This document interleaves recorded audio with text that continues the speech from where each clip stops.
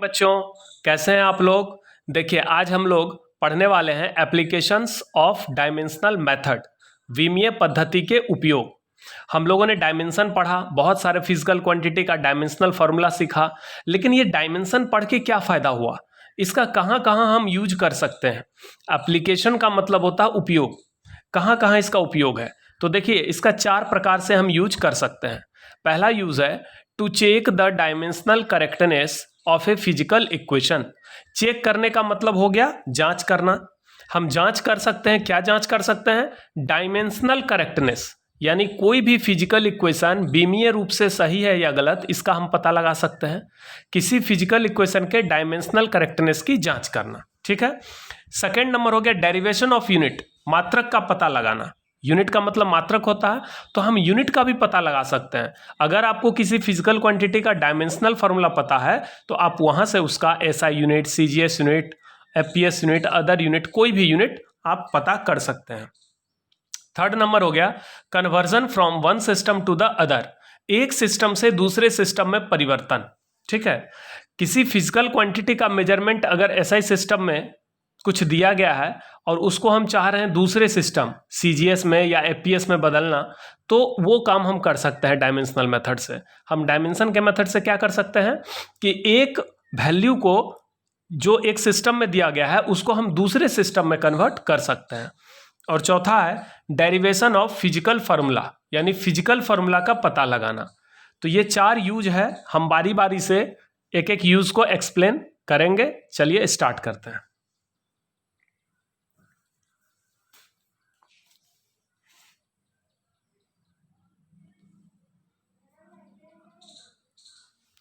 पहले हम English medium में एक्सप्लेन करते हैं, फिर हम हिंदी मीडियम में दिखाएंगे। यहां से आप लोग को लिखना है। आज का टॉपिक है applications of dimensional method. Applications of dimensional method, these are the following applications of dimensional method, यानी डायमेंशनल मेथड के 4 एप्लीकेशन है। तो देखिए, वन बाय वन करके देखिए। पहला क्या है? To check the dimensional correctness of a physical equation. To check the dimensional correctness of a physical equation, किसी फिजिकल इक्वेशन के डायमेंशनल करेक्टनेस की हम जांच कर सकते हैं।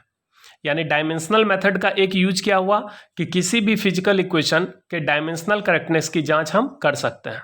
फिजिकल इक्वेशन उस इक्वेशन को कहते हैं जो फिजिक्स में यूज होता है।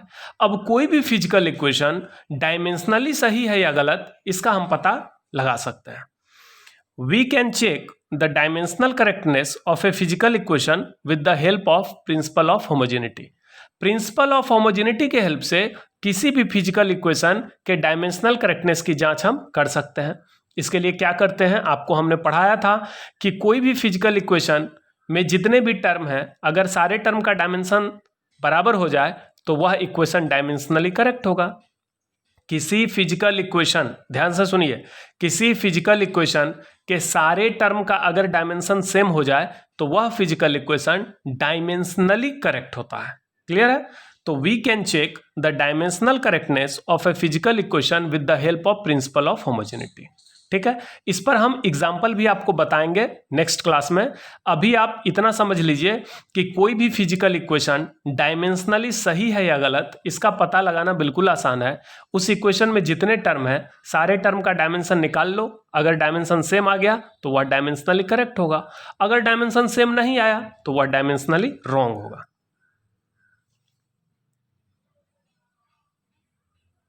सेकेंड नंबर देखिए, derivation of unit. Derivation of unit का मतलब हो गया मात्रक का पता लगाना। We can derive the unit of a physical quantity. Derive का मतलब होता है फाइंड करना, यानी ज्ञात करना या पता लगाना। तो we can derive, we can find the unit of a physical quantity with the help of its dimensional formula. किसी फिजिकल क्वांटिटी के डायमेंशनल फार्मूला के मदद से हम उस फिजिकल क्वांटिटी का कोई भी यूनिट निकाल सकते हैं। एग्जाम्पल, फोर्स का डायमेंशनल फार्मूला सबको पता है, mlt-2 होता है। अब देखिए, फोर्स का डायमेंशनल फार्मूला अगर पता है तो इसका एसआई यूनिट क्या लिखेंगे? तो एसआई यूनिट लिखेंगे, m का मतलब मास और मास का एसआई यूनिट केजी लिखेंगे। l का मतलब लेंथ, लेंथ का एसआई यूनिट मीटर लिखेंगे। t का मतलब टाइम, टाइम का एसआई यूनिट सेकंड लिखेंगे। तो आ गया, फोर्स का एसआई यूनिट हो गया केजी मीटर पर सेकंड स्क्वायर। इसको हम न्यूटन कहते हैं, ये बात तो याद रखना होगा, लेकिन इसका ऐसा यूनिट इसके डायमेंशन से हम निकाल सकते हैं, केजी मीटर पर सेकंड स्क्वायर। फोर्स का सीजीएस यूनिट कैसे निकालेंगे, तो यहां डायमेंशन से निकालेंगे। मास का सीजीएस यूनिट हो गया ग्राम, लेंथ का हो गया सेंटीमीटर, टाइम का हो गया सेकेंड, जो पावर है पावर डाल देंगे तो gram centimetre per second square, इसको क्या कहते हैं, डाइन।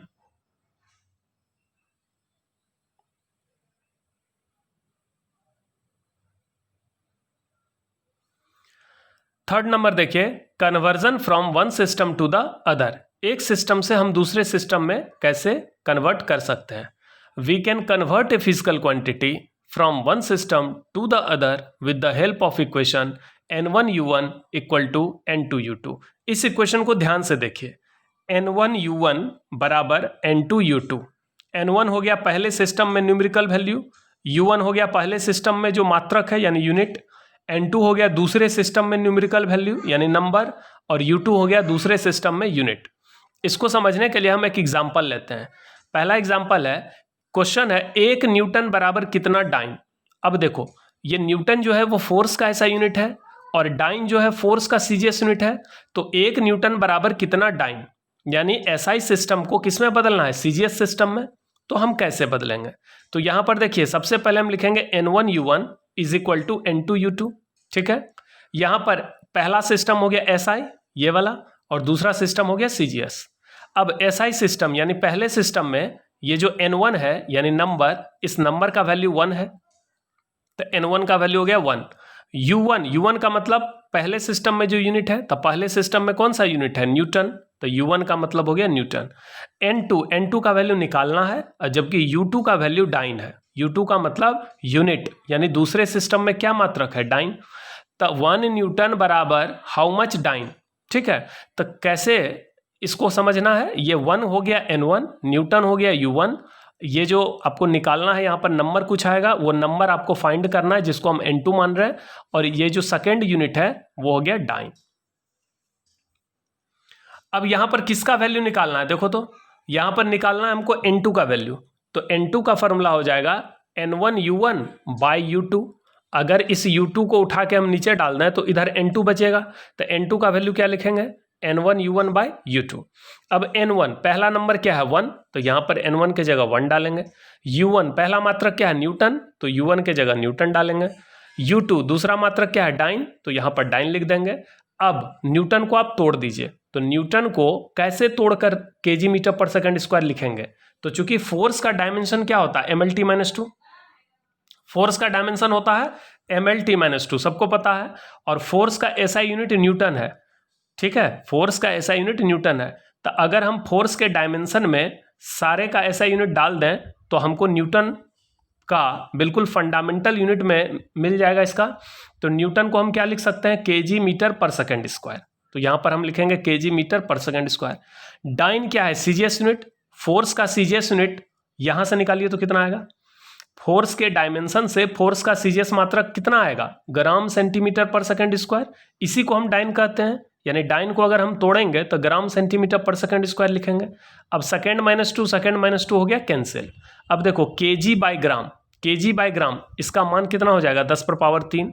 यह कैसे हुआ इसको समझिए, 1 केजी में कितना ग्राम होता है, पहले इसको समझ लेते हैं।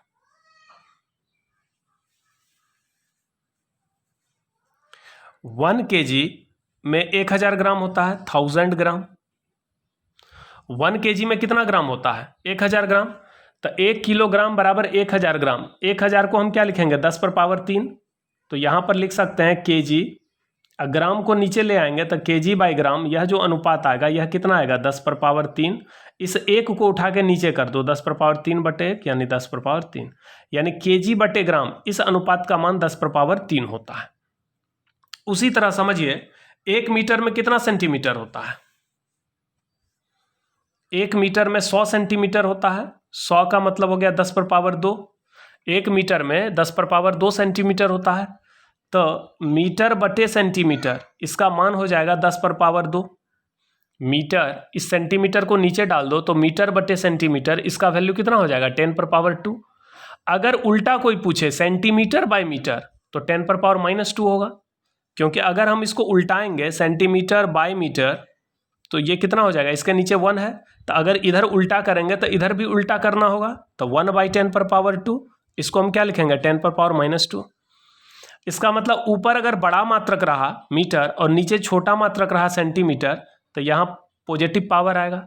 अगर ऊपर छोटा और नीचे बड़ा रहा तो निगेटिव पावर आएगा। अगर केजी बटे ग्राम का मान पूछा जाए तो 10⁻3, अगर ग्राम बटे केजी का मान पूछा जाए तो 10⁻−3। अब यहां पर देखिए, ये 1 को रहने देंगे, ठीक है।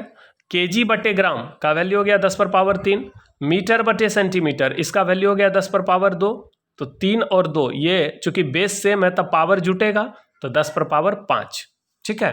तो N2 का वैल्यू मिल गया 10⁻5, इसका मतलब 1 न्यूटन बराबर 10⁻5 टाइम, 1 न्यूटन बराबर 10⁻5 टाइम। क्लियर है। तो इस तरीके से हम एक यूनिट को एक सिस्टम से दूसरे सिस्टम में बदल सकते हैं। 1 न्यूटन को किस में बदलना है, डाइन, यानी SI यूनिट को किस में बदलना है, CGS। तो ये आप इस इक्वेशन के मदद से चेंज कर सकते हैं, N1U1 बराबर N2U2। इस इक्वेशन को आप याद रखिए। N2 का वैल्यू निकालना हो तो N1U1/U2 कर देंगे। ये हो गया N1, ये हो गया U1, ये हो गया N2, ये हो गया U2। N2 का मान निकालना है तो U2 को नीचे डालो, तो 1 न्यूटन और नीचे में चला जाएगा डाइन, तो 1 न्यूटन बाई डाइन, न्यूटन को तोड़ देना है, डाइन को तोड़ देना है, सबका वैल्यू बैठा के सॉल्व कर देना है।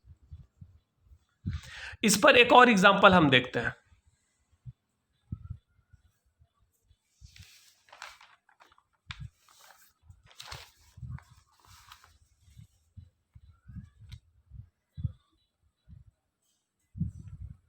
सेकेंड एग्जांपल है B number, 5 gram per centimetre square equal to how many KG per metre square.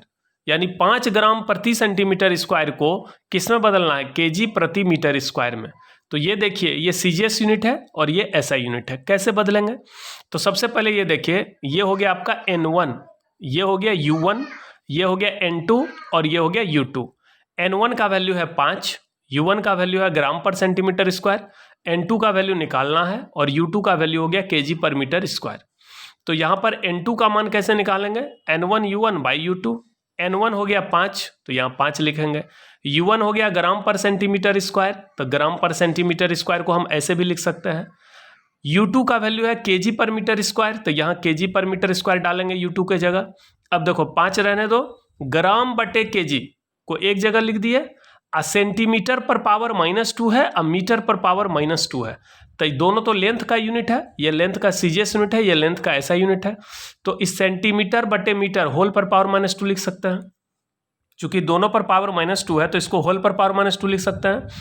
अब आगे देखिए, 5 ग्राम बटे केजी का वैल्यू 10⁻³ होगा, चूंकि ऊपर छोटा मात्रक है नीचे बड़ा मात्रक है, और यहाँ पर भी छोटा है ऊपर में सेंटीमीटर है और नीचे बड़ा यूनिट है मीटर, तो 10⁻² होगा। अब इसको सॉल्व करिए, ये -2 × -2 +4 होगा, ये 10⁻−3। अब देखो यहाँ बेस सेम है, पावर ऐड होगा, -3 में 4 जोड़ोगे तो 1 आएगा, 10⁻1 का मतलब 10 हो गया, 5 × 10 50 हो गया। इसका मतलब 5 gram per centimetre square equal to 50 KG per metre square. Clear है। तो इस तरह से हम एक सिस्टम से दूसरे सिस्टम में कन्वर्ट कर सकते हैं। और चौथा नंबर देख लीजिए, derivation of physical formula. Hindi वाले बच्चे जरा रुकिएगा, हम हिंदी में भी दिखाएंगे, ठीक है, तब तक पहले इंग्लिश वाले को देख लेते हैं। डेरिवेशन ऑफ फिजिकल फार्मूला, हम फिजिकल फार्मूला का पता लगा सकते हैं। कैसे, जरा देखिएगा। If the formula contains only 2 terms, यदि किसी फिजिकल फार्मूला में केवल 2 टर्म हो, then it can be easily derived, तो उसका पता आसानी से लगा सकते हैं।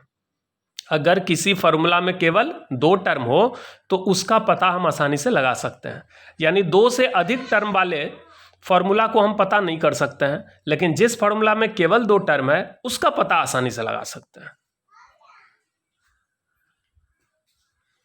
अब इस पर एग्जाम्पल देखिए, यह एक सिंपल पेंडुलम है। ये जो डायग्राम आप देख रहे हैं ये किसका है, सिंपल पेंडुलम। सिंपल पेंडुलम में क्या सब होता है, एक धागा होता है, ये धागा है, धागा को क्या बोलते हैं, स्ट्रिंग। ये जो धागा है इसको क्या बोलते हैं, स्ट्रिंग, STRING। स्ट्रिंग का मतलब हो गया धागा। इस धागे की लंबाई कितनी है L। इस धागे के एक सिरे पर क्या बंधा हुआ है, एक पत्थर। इस पत्थर को क्या बोलते हैं, बॉब। इस पत्थर को क्या बोलते हैं, बॉब। बॉब का मतलब ये जो पत्थर टांगे हुए हैं नीचे जिसका मास m है, इस पत्थर को हम बॉब कहते हैं। बॉब को हिंदी में कहते हैं गोलक। बॉब को क्या बोलते हैं, गोलक। और स्ट्रिंग को क्या बोलते हैं, धागा। धागा का जो एक सिरा है यानी एक एंड, वो किसी छत से कनेक्ट किया हुआ है यहां पर। अब देखिए, अगर इस सिंपल पेंडुलम को हम यहां पर लाकर छोड़ेंगे तो ये तो ऑसिलेशन करेगा। अगर आप सोचिए, ये पेंडुलम है, इस तरह से एक धागा है, धागा के एक सिरा पे एक पत्थर है, इसका दूसरा सिरा छत से कनेक्ट है।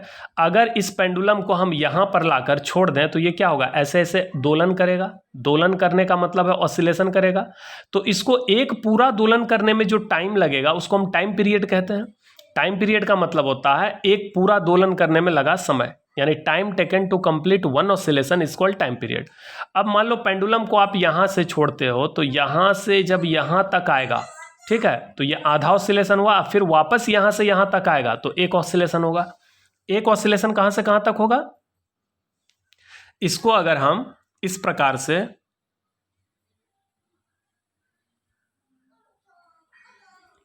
यहां से अगर हम छोड़ते हैं तो ये यहां से कहां तक आएगा, जितना एंगल इधर बना रहा है उतना ही एंगल यहां तक आएगा।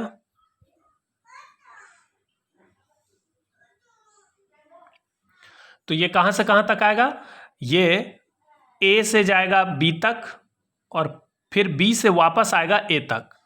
तो A से B तक जाना और B से A तक आना, ये हो गया एक पूरा ऑसिलेशन। ठीक है, यहां से यहां तक 1/4 हुआ, यहां से यहां तक 1/4, यहां से यहां तक 1/4 और यहां से यहां तक 1/4। तो ये 1/4 1/4 1/4 1/4 मिलकर 1 हो गया। तो यहां से यहां हो गया हाफ ऑसिलेशन और यहां से यहां हाफ ऑसिलेशन, तो कंप्लीट ऑसिलेशन हो गया। एक ऑसिलेशन करने में यानी A से B जाने में और B से A आने में जो समय लगेगा उसको टाइम पीरियड कहते हैं। और टाइम पीरियड का जो वैल्यू होता है वो किस पर डिपेंड कर सकता है, तो पहले गेस करते हैं यानी अनुमान लगाते हैं कि if time period T of a simple pendulum depends on length L, किस पे डिपेंड कर रहा है, length L, mass M and G, ये G का मतलब होता है acceleration due to gravity, then find a formula for T। अब बात समझिएगा, यह एक सिंपल पेंडुलम है, क्लियर है। यह सिंपल पेंडुलम अगर ऑसिलेशन करेगा तो इसको एक ऑसिलेशन पूरा करने में जो समय लगेगा that is called time period. अब टाइम पीरियड का हमको फार्मूला निकालना है, तो हम यहाँ पर लिख रहे हैं कि टाइम पीरियड 3 चीज पे डिपेंड कर रहा है, लेंथ पर, मास पर और जी पर, यह 3 चीज पे डिपेंड कर रहा है।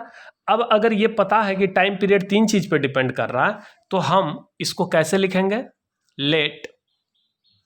Late time period proportional to L पर पावर A, M पर पावर B, G पर पावर C। चूंकि टाइम पीरियड का वैल्यू डिपेंड कर रहा माने प्रोपोर्शनल है, किसके प्रोपोर्शनल है, किस पर डिपेंड कर रहा, तो लेंथ पर डिपेंड कर रहा। लेकिन लेंथ के किस पावर पे डिपेंड कर रहा ये तो नहीं पता है, केवल इतना पता है कि हाँ टाइम पीरियड जो है लेंथ पे डिपेंड कर रहा, मास पे डिपेंड कर रहा, acceleration due to gravity G पे डिपेंड कर रहा।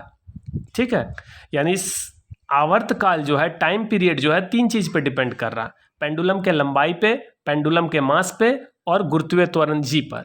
तो इसी बात को हम ऐसे करके लिखेंगे कि T प्रोपोर्शनल L पर पावर A, मास पर डिपेंड कर रहा है लेकिन मास के किस पावर पे डिपेंड कर रहा है ये नहीं पता है, तब मास के B पावर पे डिपेंड कर रहा है और G के किस पावर पे डिपेंड कर रहा है, C पावर पे। ठीक है, टाइम पीरियड। अब इस प्रोपोर्शनलिटी को अगर हटाएंगे तो यहां पर एक बराबर देंगे और यहां पर एक कांस्टेंट देंगे K, L पर पावर A, M पर पावर B, G पर पावर C।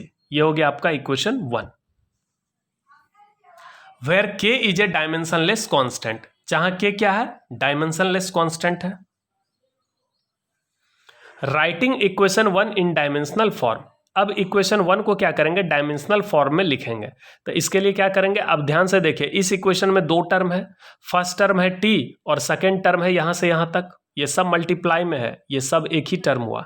तो इस इक्वेशन में 2 टर्म है तो दोनों का डायमेंशन सेम होना चाहिए। अब इधर है T का मतलब टाइम पीरियड, तो टाइम पीरियड का मतलब टाइम ही हुआ। एक दोलन करने में यानी एक ऑसिलेशन पूरा करने में जो टाइम लगता है उसको हम टाइम पीरियड कहते हैं। तो टाइम पीरियड का डायमेंशन हम T लिखेंगे। के क्या है, के एक नंबर है, डायमेंशनलेस कांस्टेंट है, मतलब ऐसा कांस्टेंट है जिसका कोई डायमेंशन नहीं होगा, यानी 1 होगा तो के का तो कोई डायमेंशन नहीं हुआ। लेंथ का डायमेंशन एल, एल पर पावर है। मास का डायमेंशन एम, एम पर पावर बी। और जी का मतलब होता है एक्सेलरेशन ड्यू टू ग्रेविटी, तो यह तो एक्सेलरेशन है यानी त्वरण है, तो इसका डायमेंशन लिखेंगे एल टी माइनस 2 पर power C.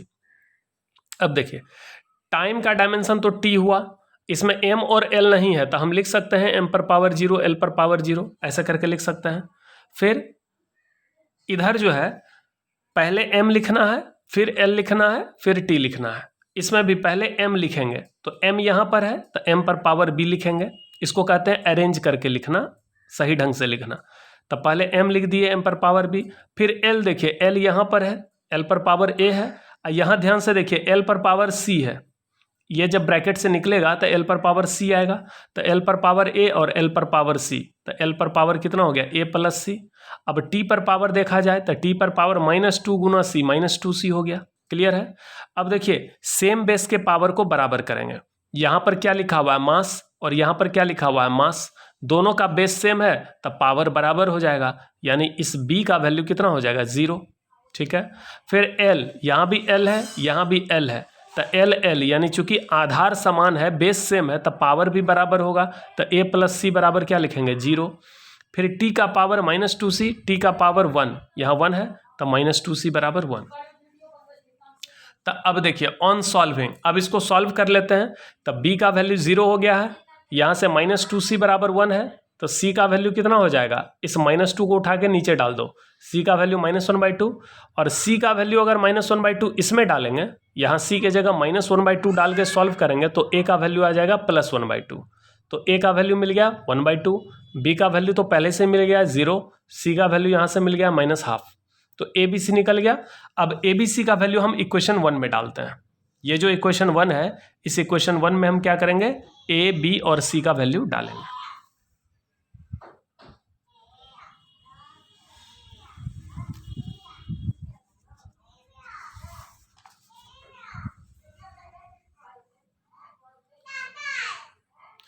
From equation 1 t is equal to K into L पर पावर a, तो a का वैल्यू 1/2 निकला, m पर पावर b का वैल्यू 0 निकला, g पर पावर c का वैल्यू -1/2 निकला।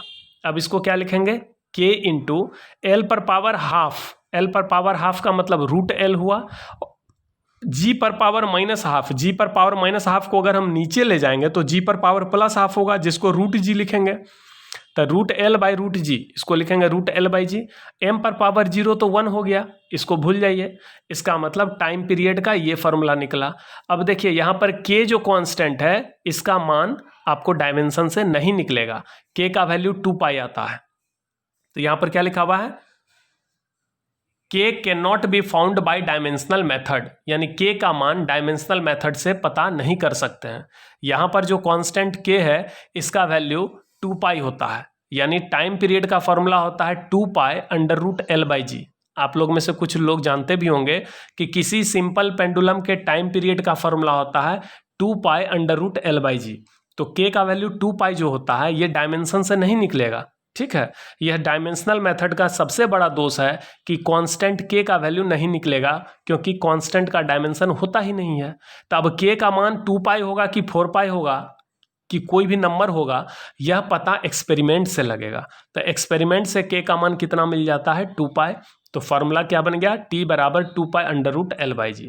इसका मतलब किसी फिजिकल फार्मूला का तो हम पता लगा सकते हैं, लेकिन कंप्लीट पता हम नहीं लगा सकते हैं, उसका फॉर्मूला का हम पूरा जानकारी नहीं ले सकते हैं। हाँ, इतना पता लग गया कि टाइम पीरियड का फॉर्मूला होता है k√l/g, जहाँ k एक कांस्टेंट है, लेकिन k का मान आपको एक्सपेरिमेंट से पता चलेगा, k का मान डायमेंशन से पता नहीं चलेगा। दूसरा बात है कि टाइम पीरियड का फॉर्मूला किस पे डिपेंड कर रहा है, लेंथ पर और जी पर, यानी मास पे डिपेंड नहीं कर रहा। तब मास पे डिपेंड नहीं कर रहा, जबकि हमने शुरू में लिखा था कि टाइम पीरियड 3 चीज पे डिपेंड करता है, लेंथ पर, मास पर और जी पर, लेकिन यहाँ मास का पावर 0 आ गया, इसका मतलब टाइम पीरियड मास पे डिपेंड करता ही नहीं है। पत्थर का मास चाहे बढ़ा दो या घटा दो, टाइम पीरियड पे फर्क तब तक नहीं पड़ेगा जब तक लेंथ को आप नहीं बदलोगे या जी का मान नहीं बदलेगा। पृथ्वी के सतह पर जी का वैल्यू 9.8 मीटर पर सेकेंड स्क्वायर होता है। इसको अगर हम कांस्टेंट माने तो टाइम पीरियड का वैल्यू किस पे डिपेंड कर रहा है, एल पे। अब एल अगर बढ़ाइएगा, किसी सिंपल पेंडुलम का लंबाई अगर हम बढ़ा देंगे तो टाइम पीरियड बढ़ जाएगा, एल घटाएंगे तो टाइम पीरियड घट जाएगा।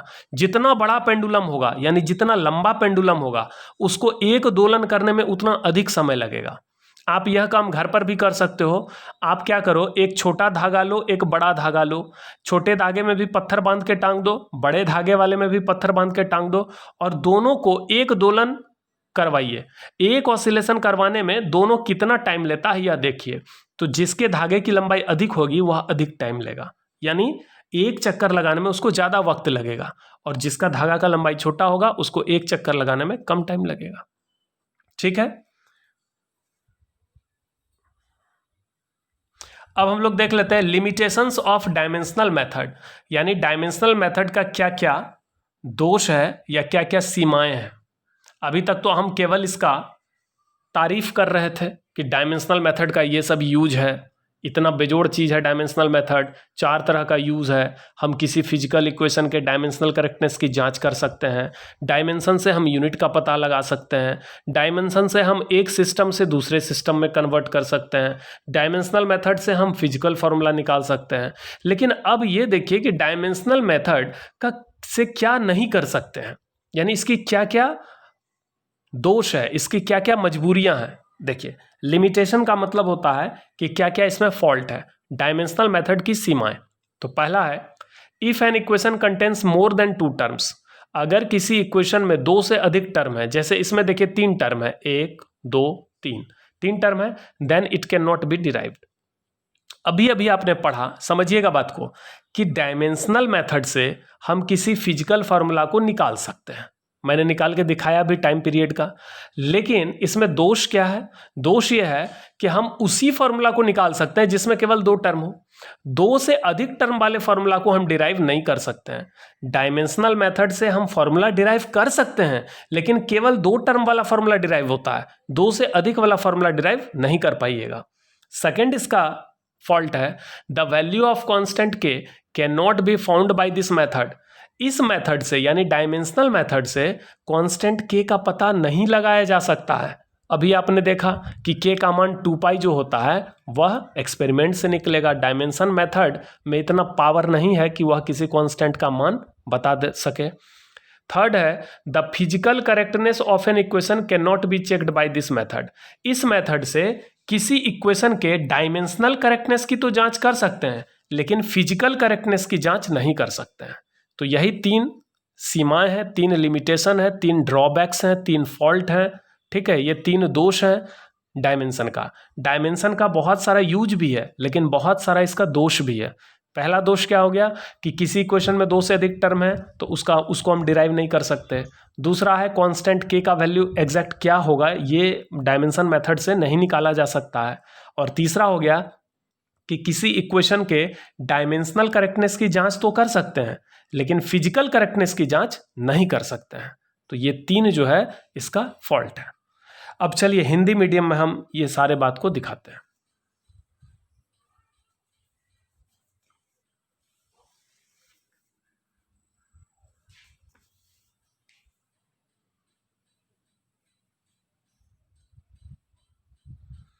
टॉपिक यहां से स्टार्ट हुआ है, एप्लीकेशंस ऑफ डायमेंशनल मेथड, बीमीय पद्धति के उपयोग।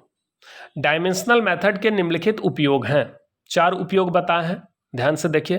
पहला है किसी फिजिकल इक्वेशन के डायमेंशनल करेक्टनेस की जांच करना। कोई फिजिकल इक्वेशन है, ठीक है, वह डायमेंशनली सही है या गलत ये पता आप कर सकते हैं।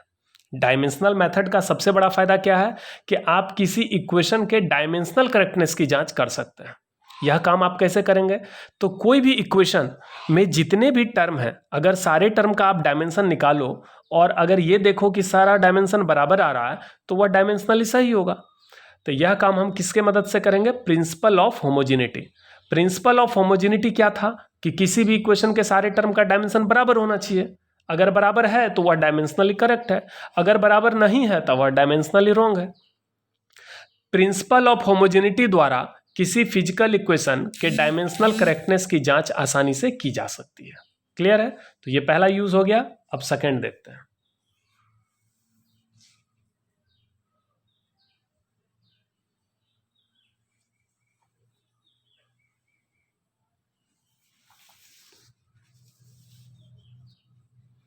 सेकंड है यूनिट का पता लगाना।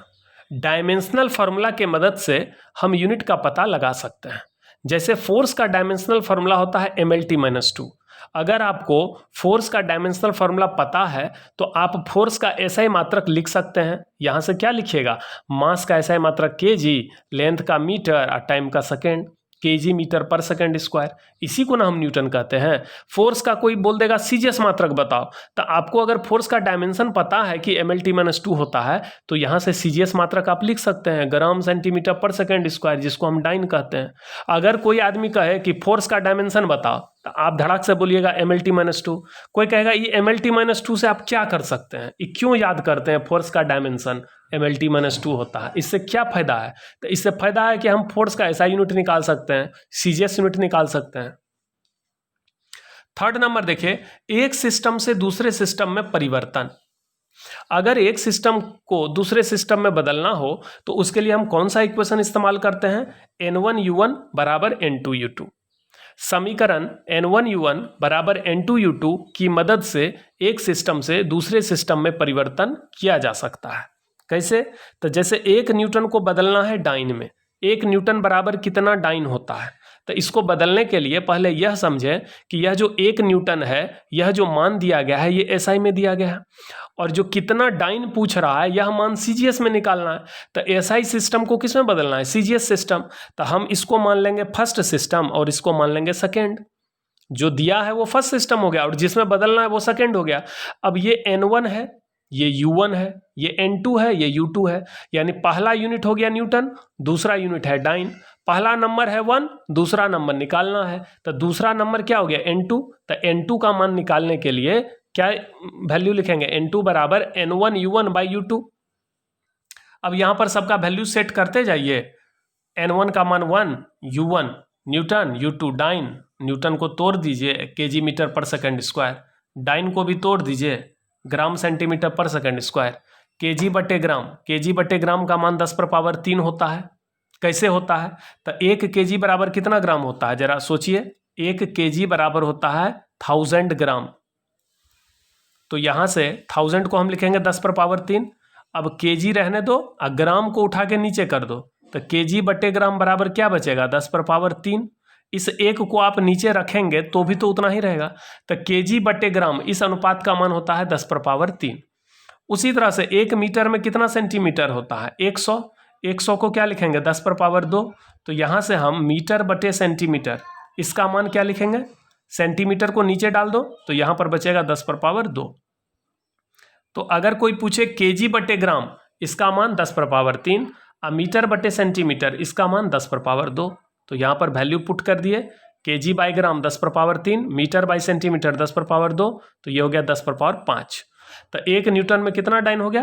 10⁻5। सेकेंड है 5 ग्राम पर सेंटीमीटर स्क्वायर बराबर कितना केजी पर मीटर स्क्वायर। इसको कैसे सॉल्व करेंगे? तो यहां पर n1 u1 बराबर n2 u2 यह इक्वेशन लिखो। यहां पर देखो n2 निकालना है, यानी दूसरा वाला नंबर। पहला नंबर है 5, पहला मात्रक है ग्राम पर सेंटीमीटर स्क्वायर। दूसरा नंबर निकालना है और दूसरा मात्रक है केजी पर मीटर स्क्वायर। तो n2 निकालना है, तो n2 बराबर क्या लिखेंगे? n1 u1, ये जो u2 है यानी दूसरा यूनिट, उसको उठा के नीचे डालेंगे। तो 5 ग्राम पर सेंटीमीटर स्क्वायर को हम ऐसे करके लिखेंगे ग्राम सेंटीमीटर -2, और केजी पर मीटर स्क्वायर को लिखेंगे केजी मीटर -2। अब देखो ग्राम बटे केजी, यह अनुपात का मान क्या निकलेगा? तो ग्राम बटे केजी, यहां से देखिए तो केजी बटे ग्राम होता है 10⁻3। तो अगर हम इसको पलट देंगे तो ग्राम बटे केजी हो जाएगा 10⁻−3। उसी तरह मीटर बटे सेंटीमीटर 10⁻2, इसको पलट देंगे सेंटीमीटर बटे मीटर तो वो हो जाएगा 10⁻−2।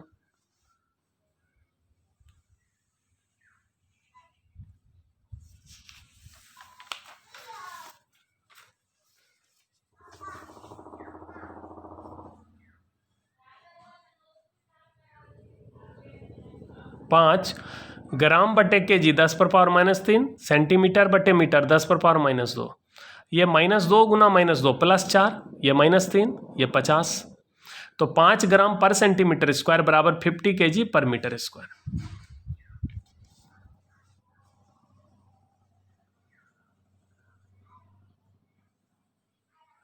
फोर नंबर क्या है? फिजिकल फॉर्मूला का पता लगाना। यदि किसी फॉर्मूला में केवल 2 पद हों तो उसका पता लगाया जा सकता है। यानी फॉर्मूला में अगर 2 पद होगा तो उसका पता आप लगा सकते हैं, 2 से अधिक होगा तो नहीं लगा सकते हैं। जैसे सिंपल पेंडुलम के टाइम पीरियड का जो फार्मूला होता है t बराबर 2π√L/g, इस फार्मूला में केवल 2 टर्म है तो इसका तो हम पता कर सकते हैं। लेकिन s बराबर ut + ½ या v बराबर u + at, इसमें 3 टर्म है, 2 से अधिक टर्म है तो इसका हम पता नहीं लगा सकते हैं। यदि किसी सिंपल पेंडुलम का टाइम पीरियड को हिंदी में कहते हैं आवर्त काल। टाइम पीरियड को क्या कहते हैं? आवर्त काल। टाइम पीरियड कहते हैं एक चक्कर लगाने में जो समय लगता है उसको टाइम पीरियड कहते हैं। यह पेंडुलम है, इस पेंडुलम का मास है m, इस पेंडुलम में धागे की लंबाई है l। इसको एक चक्कर, मान लो इस पेंडुलम को हम यहाँ लाकर अगर छोड़ेंगे तो ये यहाँ से यहाँ जाएगा, यहाँ तक आएगा, और फिर यहाँ से यहाँ आएगा। तो एक चक्कर लगाने में इसका एक चक्कर कहाँ से कहाँ होगा? a से b। मान लो यहाँ से अगर लाके छोड़ते हैं तो a से b जाएगा, यहाँ तक आएगा, ये आधा चक्कर हुआ। अब फिर b से a आएगा तो यह एक चक्कर होगा। a से b जाएगा, अब फिर b से a आएगा, तो एक चक्कर लगाने में जो समय लगता है उसको टाइम पीरियड कहते हैं। तो कह रहा है कि यदि किसी सिंपल पेंडुलम का टाइम पीरियड लेंथ पर, मास पर और जी पर निर्भर करता हो तो टाइम पीरियड के लिए फार्मूला ज्ञात करें। तो हम सब जानते हैं कि टाइम पीरियड का फार्मूला होता है 2π√L/g। तो उसमें m पर तो डिपेंड नहीं करता है। फॉर्मूला में आप देखिए l है, g है, लेकिन m नहीं है। लेकिन मान के चलिए कि यहाँ पर कह रहा है कि टाइम पीरियड जो है 3 चीज पर निर्भर कर रहा है, l पर, m पर और g पर। तो अभी हम क्या लिखेंगे? अभी हम लिखेंगे कि माना टाइम पीरियड प्रोपोर्शनल है l पर पावर a, m पर पावर b, g पर पावर c। क्वेश्चन में ही कह रहा है कि टाइम पीरियड 3 चीज पे निर्भर कर रहा है, लेंथ पर, मास पर और जी पर। तो इसी बात को हम मैथ में कैसे लिखेंगे? टी प्रोपोर्शनल का मतलब टाइम पीरियड निर्भर कर रहा है। जब भी कहेगा निर्भर कर रहा है तो वहां पर क्या देंगे? प्रोपोर्शनल। किस पर निर्भर कर रहा है? लेंथ पर। तो लेंथ के किस पावर पे निर्भर कर रहा है यह तो नहीं ज्ञात है, तो हम मान लेते हैं a पावर। मास पर निर्भर कर रहा है, मास के किस पावर पे निर्भर कर रहा है? माने 2 पावर होगा, 3 पावर होगा, -1 होगा, कोई भी नंबर होगा। तो यह नहीं पता है तो यहाँ b मान लेते हैं। और g पर भी निर्भर कर रहा है लेकिन किस पावर पे नहीं पता है तो c मान लेते हैं। अब समानुपाती को हटाएंगे तो यहाँ पर बराबर देकर k देंगे, जहाँ k एक डायमेंशनलेस कांस्टेंट है, जहाँ k क्या है? एक विमाहीन नियतांक है। यह k एक संख्या है इसलिए इसका कोई डायमेंशन नहीं होगा। अब इसको हम मान लेते हैं इक्वेशन 1। अब ध्यान से देखिए, इस इक्वेशन में 2 टर्म है। पहला टर्म है t और दूसरा टर्म यहाँ से यहाँ तक है, क्योंकि सबके बीच में गुना है। दोनों टर्म का डायमेंशन सेम होगा। प्रिंसिपल ऑफ होमोजेनिटी क्या कहता है कि अगर किसी इक्वेशन में 2 टर्म है तो दोनों का डायमेंशन सेम होगा। तो ये जो इक्वेशन 1 है इसको हम डायमेंशनल फॉर्म में लिख देते हैं। यानी पहला टर्म का डायमेंशन t लिखेंगे और k का डायमेंशन होगा नहीं, लेंथ के जगह हम l लिखेंगे, मास का डायमेंशन m लिखेंगे और एक्सेलरेशन का डायमेंशन lt-2 लिखेंगे। अब हम यहाँ पर क्या करेंगे? t को t लिखेंगे, इसमें m और l नहीं है तो m पर पावर 0, l पर पावर 0 लिख सकते हैं। इसमें mlt सब है लेकिन अलग अलग जगह पर है, तो इसको अरेंज करके लिखिए। पहले m लिख देते हैं, m पर पावर b, l यहाँ भी है, l यहाँ भी है, तो l पर पावर a है और यहाँ l पर पावर c है, तो a + c। t पर पावर -2 गुना c -2c, ये बिल्कुल अरेंज हो गया। इधर भी mlt हो गया, इधर भी mlt। अब देखिए सेम बेस का पावर बराबर होता है। सेम बेस यानी समान आधार का जो पावर होता है वो बराबर होगा। यहाँ मास है, यहाँ भी मास है, तो दोनों में बेस सेम है। इसका पावर है b, इसका पावर है 0, तो b बराबर 0 हो गया।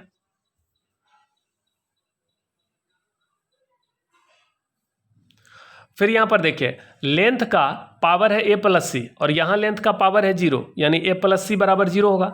टाइम का पावर है -2c और यहाँ टाइम का पावर है 1, तो यानी -2c बराबर 1। अब यहाँ से तो c निकल जाएगा -1/2, यहाँ से तो b है, यह है पता 0, तो b 0, c है -½ c का मान इसमें डालोगे -½ तो a का मान +½ निकल जाएगा। अब a b c तीनों निकल गया।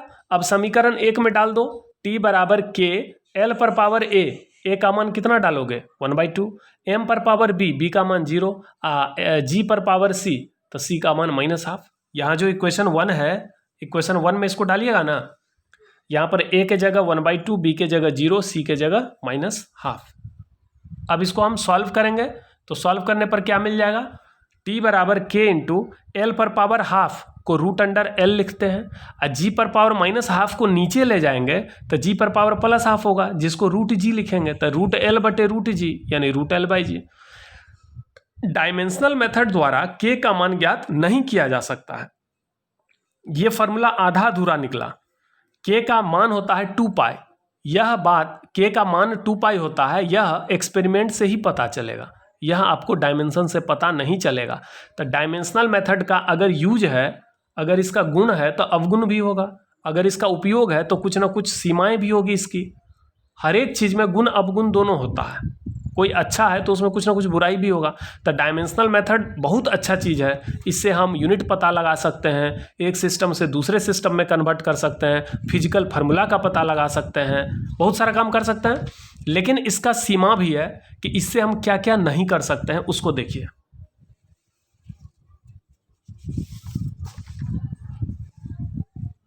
लिमिटेशंस ऑफ डायमेंशनल मेथड, बीमीय पद्धति की सीमाएं। यदि किसी इक्वेशन में 2 से अधिक पद हों, अगर किसी इक्वेशन में, जैसे ये जो इक्वेशन है इसमें 2 से अधिक पद है, इसमें 3 टर्म है, पहला टर्म है s, दूसरा टर्म है ut, तीसरा टर्म है ½ तो उसका पता नहीं लगा सकते हैं। अगर किसी इक्वेशन में 2 टर्म है तब तो उसका पता लगा सकते हैं, लेकिन अगर किसी फार्मूला में 3 टर्म है तो उसका पता नहीं लगा सकते। कांस्टेंट k का मान इस पद्धति द्वारा ज्ञात नहीं किया जा सकता है। इस पद्धति द्वारा किसी इक्वेशन के फिजिकल करेक्टनेस की जांच नहीं की जा सकती है। हम डायमेंशनल करेक्टनेस की जांच कर सकते हैं, डायमेंशन के मेथड से किसी इक्वेशन के डायमेंशनल करेक्टनेस की जांच कर सकते हैं, लेकिन फिजिकल करेक्टनेस की जांच नहीं कर सकते हैं। तो ये तो थ्योरी था, थ्योरी हो गया ख़त्म। अब नेक्स्ट क्लास में हम लोग केवल न्यूमेरिकल देखेंगे। आज का क्लास पता नहीं आपको कितना समझ में आया। हम चाहते हैं कि जितना भी आज पढ़ा है उसको पहले कॉपी में लिख लीजिए, अच्छे से फेयर कॉपी लिखिए और उसको 2 से 3 बार खुद से पढ़िए। कुछ नहीं है, आज हमने 2 ही चीज़ पढ़ाया कि डायमेंशनल मेथड का क्या यूज है और इसका क्या सीमाएं हैं। तो 4 यूज बताए हैं और 3 को इसका सीमा बताए हैं। तो ये सारा चीज़ को अच्छे से आप समझ लीजिए, और अगर समझने में कहीं भी थोड़ा सा कमी रह जाए तो अगले क्लास का इंतज़ार करिए, क्योंकि अगले क्लास में हम इस चारों, जितना भी 4 यूज है, चारों पर बहुत सारा न्यूमेरिकल बताएंगे आपको। इतना सारा न्यूमेरिकल बताएंगे कि आपको ये सारा कॉन्सेप्ट खूब अच्छे से क्लियर हो जाएगा। आज का वीडियो लेक्चर केवल थ्योरेटिकल था, आज हम न्यूमेरिकल नहीं बताए हैं। इस थ्योरी को आप अच्छे से कॉपी में लिखें, बार बार पढ़ें और फिर इस पर न्यूमेरिकल हम लोग नेक्स्ट क्लास में देखेंगे। ठीक है, थैंक यू।